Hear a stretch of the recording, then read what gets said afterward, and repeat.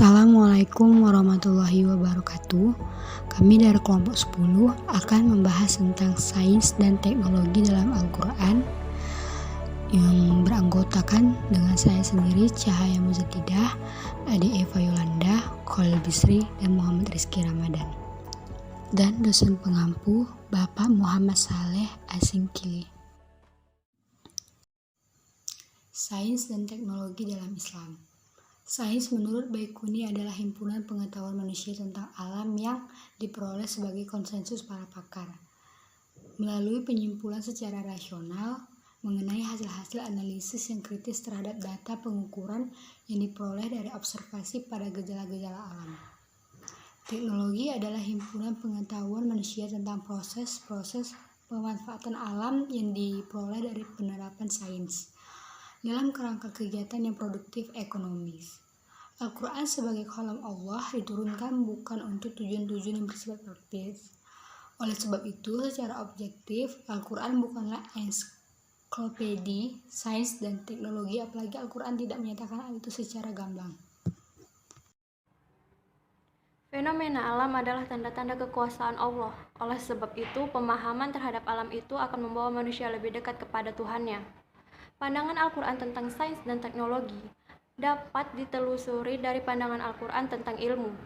Al-Quran telah meletakkan posisi ilmu pada tingkatan yang hampir sama dengan iman seperti tercermin dalam surat Al-Mujadalah ayat 11 yang artinya, niscaya Allah akan meninggikan orang-orang yang beriman di antara kamu dan orang-orang yang diberi ilmu pengetahuan beberapa derajat. Ayat-ayat Al-Quran yang memerintahkan manusia mencari ilmu atau menjadi ilmuwan begitu banyak. Al-Quran menggunakan berbagai istilah yang berkaitan dengan hal ini, misalnya mengajak melihat, memperhatikan, dan mengamati kejadian-kejadian. Dapat diketahui dari wahyu pertama yang diterima Nabi Muhammad SAW, bacalah dengan menyebut nama Tuhanmu yang menciptakan. Dia menciptakan manusia dari segumpal darah. Bacalah dan Tuhanmu lah yang maha pemurah, yang mengajar manusia dengan perantaraan kalam. Dia mengajarkan manusia apa yang tidak diketahuinya. Quran Surat Al-Alaq 1-5, kata Iqra.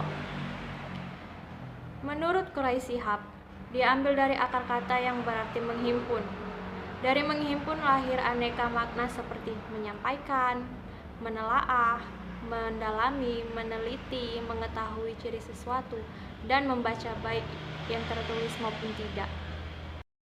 Hukum mempelajari, mengamal, dan menyebarkan sains dan teknologi. Hakikat sebenarnya bahwa segala ilmu di dunia ini tidak boleh terpisah dari hal nilai Islam. Dan ada ilmu tersebut yang merupakan ilmu terpuji atau ilmu yang terkeji. Hal ini juga tak terkecuali dalam hukum mempelajari, mengamalkan, dan menyebarkan ilmu sains dan teknologi dalam kalangan pelajar, guru, dan pensyarah. Semua ilmu yang adalah wajib dipelajari sebagaimana tuntutan hadis Ibnu Majah tahun 2009 nomor 224. Anas bin Malik radhiyallahu anhu berkata bahwa Rasulullah SAW bersabda, menuntut ilmu itu wajib bagi setiap muslim. Hadis riwayat Ibnu Majah. Tujuan terpenting yang dituntut oleh Islam terhadap pengajian sains dan teknologi ialah untuk mencari kebenaran. Kebenaran yang dituntut untuk mencari di dalam hidup ini adalah mencari atau mengenal pemilik yang sebenar dari alam ini, tujuan kehidupan itu sendiri, dan hal yang dituju kehidupan umat manusia. Konsep kajian sains dan teknologi barat yang tidak memiliki sumber mutlak menyebabkan para guru, pensyarah, dan saintis mereka tidak memiliki panduan yang sempurna untuk membangun sains dan teknologi. Hal ini karena dalam kehidupan dunia ini bukan semua benda boleh dikaji dengan empirikal. Di sana terdapat juga alam berbentuk gaib seperti kewujudan malaikat, jin, syaitan, mukjizat, sihir, dan sebagainya.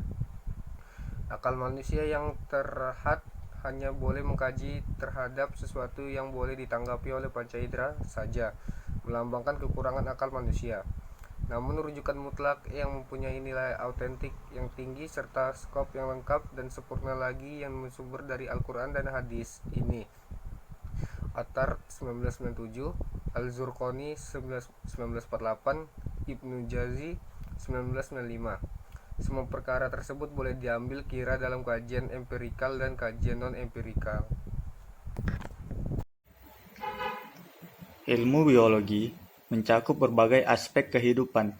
Biologi merupakan ilmu yang sangat luas, mencakupi berbagai macam makhluk yang hidup di bumi, baik yang bersel satu maupun bersel banyak, yang hidup di laut, darat, ataupun udara.